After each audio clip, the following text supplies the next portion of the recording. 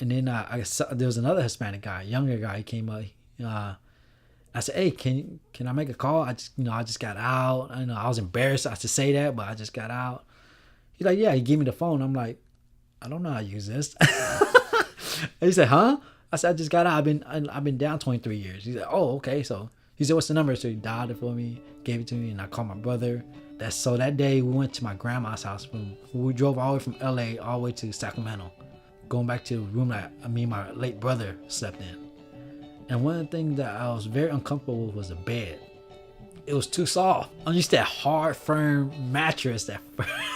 So I sank into it, and I didn't sleep all night because I was afraid to go to sleep, because I was like, if I go to sleep, I might wake up and it'd be a dream. So I didn't want to sleep. So I fought sleep all through the night. Even though I was tired, I was like, I don't want to go to sleep. I don't want to go to sleep because it might be fake. Because I remember when I was in prison, I used to say, I'm gonna wake up and I'm gonna be free. And this was the opposite. If I wake up, I'll be in prison.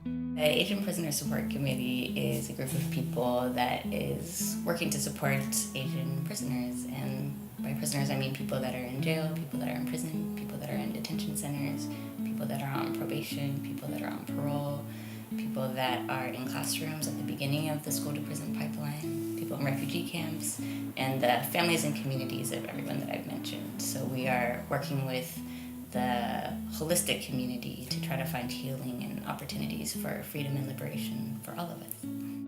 I'm a volunteer and I help coordinate the Roots program, which is a weekly class in San Quentin. The whole class, the curriculum, the vision, and the implementation is all created by the folks that are inside, that are doing time.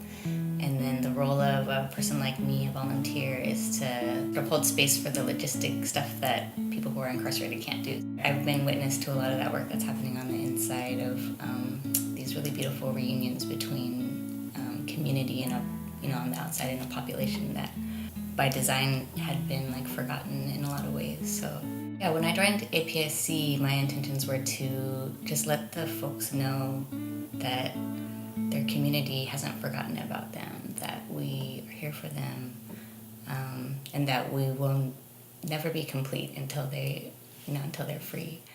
One thing that I never forget, they said no history, no self.